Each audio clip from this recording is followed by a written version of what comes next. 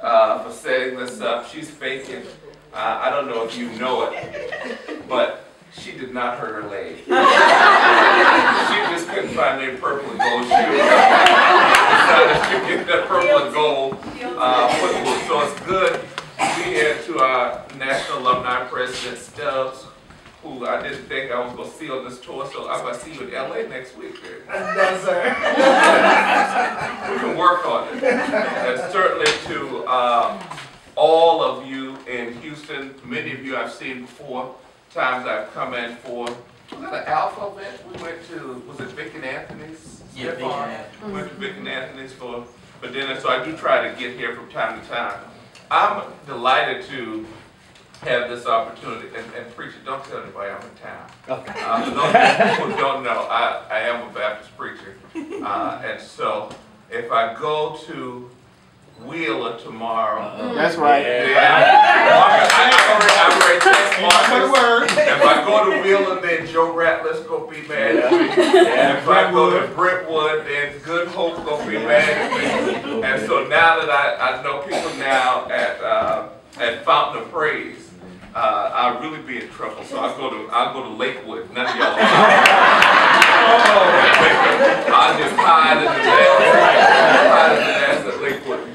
But it's an exciting time, and what is so interesting, and certainly I appreciate my opportunity to lead Alcorn, but I'm very fortunate because I have an extremely strong and capable staff.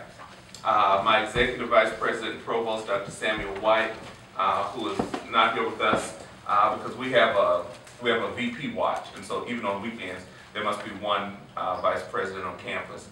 And he went to Circle City last weekend, so he has to stay home this weekend. But he's been at Alcorn for 30 years, and he's the #2 on campus. Our #3 is Dr. Betty Roberts, who is our Chief Operating Officer. I met Betty years ago at Penn State, where she was Assistant Vice President and CFO. And then she left and actually came to Houston. She lived in Pearland. She was the CFO at the University of Houston for a number of years before going to University of Missouri System. She was getting ready to retire, and then she joined me. Marcus Ward, who many of you know, who's the alternate Delta Kappa. You're right. My line, brother. Oh, you was your line, brother? He was. And today's his birthday. Yes, and so he got today off. Oh, happy birthday. And he's been there a while. He went to Washington, as you know, and then he came back. We have a new vice president for student success and enrollment management. One of the things I realized last year, as our graduation rate continues to get higher, last year we had I will see Claire, she's around here somewhere, we had a record number of graduates last year. How many graduates was it? 800? 833. 833 graduates last year. But what I realized is that many of them, I knew where they were going. JoJo from Meridian, some people I could tell you where they were going, but the rest of them I could not tell you. And I feel that if you've given me $25,000 over a 4-year period, I should be able to answer questions about what happens to your child after graduation. And so Carl's job is to, one, monitor our students from the time we admit them through the time we graduate them, and to give me a report so that when they walk across that stage, I know how many are going to graduate school, how many are going to work, how many are unemployed, so that we can manage that. And then our final vice president, who's here with us tonight, is Clara Ross Stamps, native of Vicksburg. She's our vice president for media and university relations, and she's usually on Twitter or Facebook or some mobile device. And so we're glad to have them. They make my work easy. A lot of what those of you who are longtime Alcornites, and by that I mean that you were privileged to have been there either under Dr. Otis or J.D. Boyd or Walter Washington. And then there's the young people who are Bristol.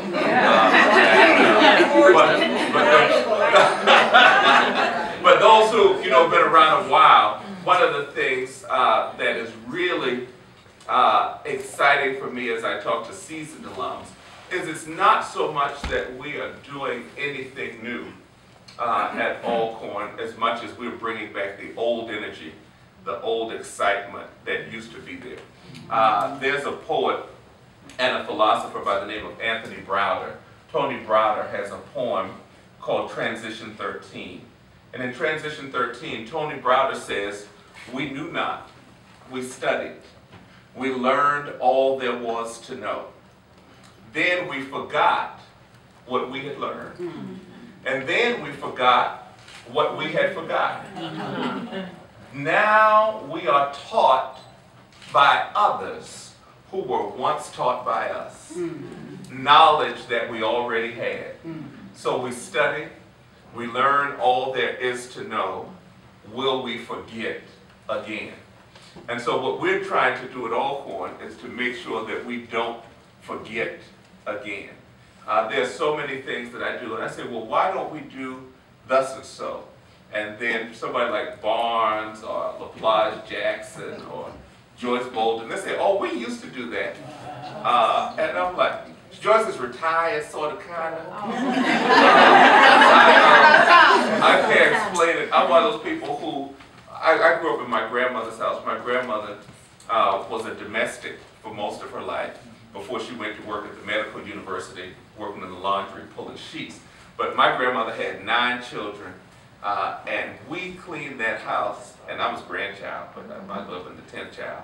We cleaned that house every Saturday. I'm talking from the time you woke up, you had to take everything off the shelf, you had to polish in the grain, you had to wash the baseboard, and even if you thought you were going to finish early, there was some new project that would tie you up. And so I have the ability to keep people busy for long periods of time. And so there are people, hey, how you doing, who are retired or think they're retired, and then I make them come back to work. And so Alpha Morris has been very crafty, though. She's been hiding quite successfully from me. But I fixed her.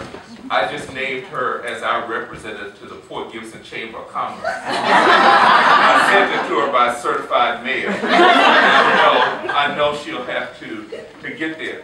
One of the things that we've done is we've been reorganizing, restructuring.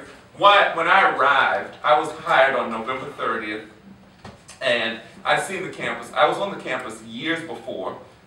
Bristow's daughter, Maya, was my student at the University of Illinois. And so I'd been to Alcorn back when I think the house was, it seemed like the house used to be purple. Or sort of lavender.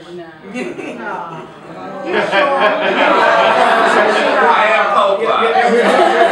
And you're an Omega, so you would know. That's my boy. But I remember visiting the campus. He had a bunch of purple stuff in that house. Not like it is now. Now the whole house is beige.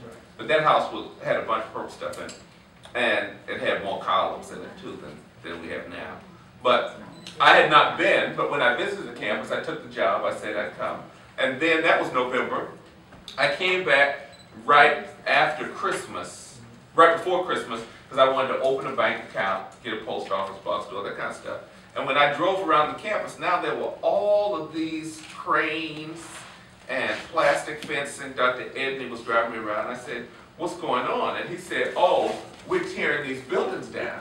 I'm like, well, nobody told me. I'm in November, tear the buildings down in December. And so between the time I was hired, they took down Men's Tile, Women's Tile, Mabel Thomas, and one more building. I can't remember what it was. But they were in the process of getting ready to take down Robinson and Burris. And we were able to stop it before they finished. And I say that to say what we've done is we've begun the process of restoring and renovating our historic campus. We are redoing Bowles Hall. Bowles Hall is going to be phenomenal. All of campus operations will move into, senior operations will move into Bowles Hall, and Washington will be gutted and refurbished, and that will be all students. Everything related to students will be in Washington. We will have financial aid, admissions, everything related to students' res life in there. We are redoing Rowan Hall. Most of you probably, some of you know Rowan Hall? It's been going up for a while. We're expanding it. That's going to be our new student health center and infirmary. It's going to be a full triage Our hospital is going to have stainless steel stirrups, drain floors, and the like. We are in the process of redoing Lanier Hall. Lanier is going to be reopened for student services. And we are just finishing, we redid Bell Lettres. Many people have never been in Bell Lettres. Bell Lettres will reopen in the spring. And we just finished Dumas Hall. And we will be trying to pick furniture for Dumas Hall. And so Dumas will be opening sometime in 2014. And additionally, we've done a clear master plan, and we're only going to build one more building. Well, that's not true. We're going to build one more academic building on the campus, and that's going to be our Academic Technologies building. It'll be named for Dr. Rudolph Waters, and it's going to be a phenomenal building, glass, right at the intersection where you enter the new Medgar Evers complex. We're working on plans for student health and wellness, and I'll be going to the foundation board at our next meeting to ask for approval to build additional student housing. The reality is people, and I'll tell you the whole story so it's out. We did raise tuition just yesterday, but we held it low. It's the lowest tuition increase in the state. Our tuition next year will only go up $92. We've tried to manage our money extremely well. But people say, well, why aren't you growing? We continue to grow very fast, but we are just out of space. We cannot, Alcorn is not rural. It exists in what I call splendid isolation. There's no place for people to live off campus presently. So if I don't house them, there's no place for them to stay. And we have no more beds. We did open one building, but that building, as the state has reminded us, did not have fire suppression in the building. And so we had to close that building back, or either put $3 million in it to put sprinklers in. And for $5 million, I can build a new building. And so we're going to do that. Additionally, we just expanded in Vicksburg. And we bought a significant land mass at the Vicksburg Mall. And at the Vicksburg location, we'll be standing up an extension of our EMBA, our Masters of Business Administration. We'll be launching a new degree program in hospitality management and gaming for those of you who go to Vicksburg for the buffet. We'll be training people to work the buffet for you in Vicksburg. And then just yesterday, the Board of Trustees approved the creation of a new academic department at Alcorn. First new academic department in years, and that is the Department of Social Work. And we're excited because not only are we bringing that social work department on board, but that department has already been accredited. I secured the accreditation last year, and so social work is already fully accredited. So every student for those of you who are longtime alums, we also earned our accreditation in dietetics and nutrition. We also got a 10-year reauthorization for athletics, and for the first time, we are fully accredited in our School of Business. Same accredited that University of Houston has, we have it at Alcorn. We've been expanding our honors. We have Golden Key now on campus. We have Mortarboard on campus. And as controversial as it is, what I try to explain to people, and you were just there, you can tell Alcorn, look around the room, I don't know who's in here. And this is our museum, right? There's no comment. Right. Yeah, Alcorn is the nation's oldest public historically black institution. There's no question about it, and we will always be historically black. And even as I told the Board of Trustees, we will continue to always be predominantly black.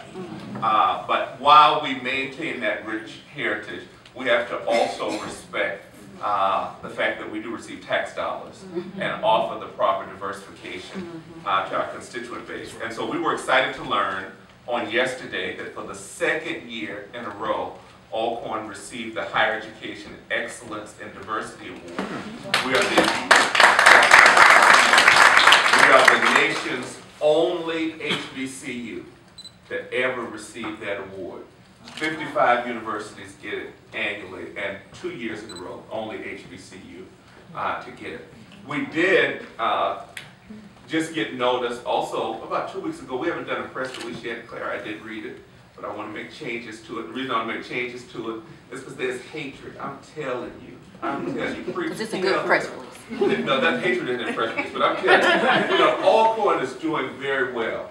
We are very blessed, and everyone is not happy about it. Many HBCUs, we struggle with our Pell Grant.